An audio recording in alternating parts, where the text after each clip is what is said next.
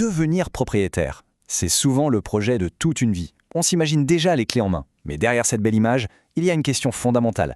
Quel est le coût réel de cet investissement? Allez, on va décortiquer ensemble ce qu'il faut vraiment prévoir pour acheter un bien au Maroc et surtout pour ne pas avoir de mauvaises surprises. Prenons un exemple qui parle à tout le monde. Un bien affiché à 1 million de dirhams. C'est un chiffre rond, ça sonne bien, ça fait rêver. Mais la question est simple. Est-ce que c'est vraiment ça le budget total à prévoir? C'est souvent là, en se focalisant sur ce prix d'annonce, que les problèmes commencent. La réponse, vous vous en doutez, est non. Ce prix affiché, c'est un peu la partie visible de l'iceberg.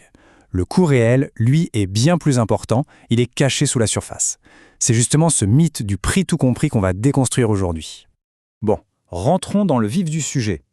La première chose à ajouter au prix, c'est ce qu'on appelle les frais officiels. Ce sont des dépenses absolument incontournables qui sont directement liées à la transaction légale de l'achat. Pas moyen d'y échapper. Alors concrètement, de combien on parle?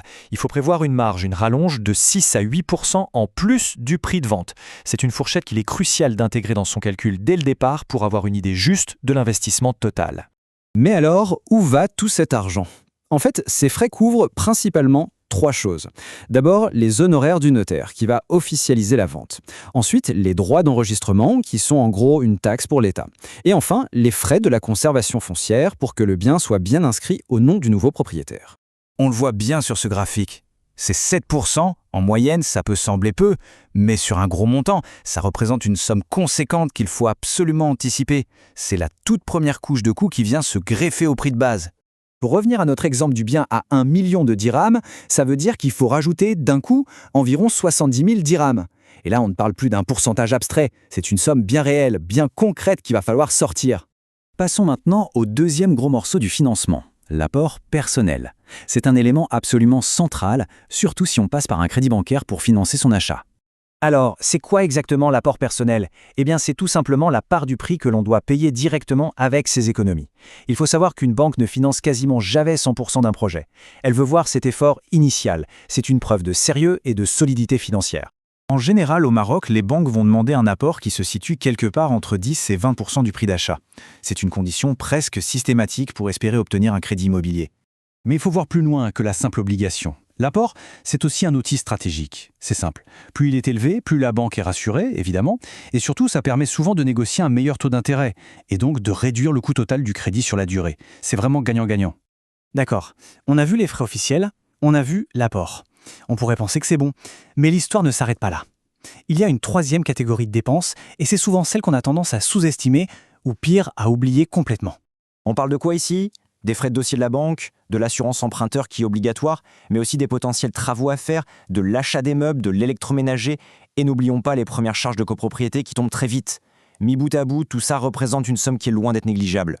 Alors maintenant qu'on a mis tous ces éléments sur la table, à quoi ressemble notre budget final? C'est le moment de vérité. Le moment où on passe du prix de l'annonce à la réalité financière du projet. Et voilà le vrai chiffre qui apparaît. Pour un bien affiché à 1 million, le budget réel qu'il faut vraiment avoir en tête se situe plutôt entre 1 100 000 et 1 150 000 dirhams. On parle donc d'une différence de 10 à 15%. C'est juste énorme. Regardons ce calcul. C'est très parlant. On part du million de dirhams. On y ajoute nos 70 000 dirhams de frais officiels. Puis, on estime une petite enveloppe pour les autres dépenses. Disons 50 000 dirhams pour être raisonnable. Et voilà, on arrive très vite à un total qui avoisine 1 120 000 dirhams. C'est cette somme-là qu'il faut viser. Le point crucial, le voici, résumé en une formule toute simple. Budget réel n'est pas égal au prix affiché. Si l'on ne devait retenir qu'une seule et unique chose de cette analyse, c'est celle-ci. Le comprendre, c'est vraiment la clé pour un projet d'achat réussi et surtout sans stress. Finalement, l'objectif, ce n'est pas du tout de se décourager. Bien au contraire, l'idée, c'est de transformer ces fameux coûts cachés en coûts prévus. Une bonne préparation financière, c'est tout simplement la fondation d'un investissement solide et pérenne. En fin de compte, on peut se poser la question. La toute première brique à poser pour son projet immobilier, avant même la première pierre physique du chantier, n'est-ce pas tout simplement un budget solide et réaliste?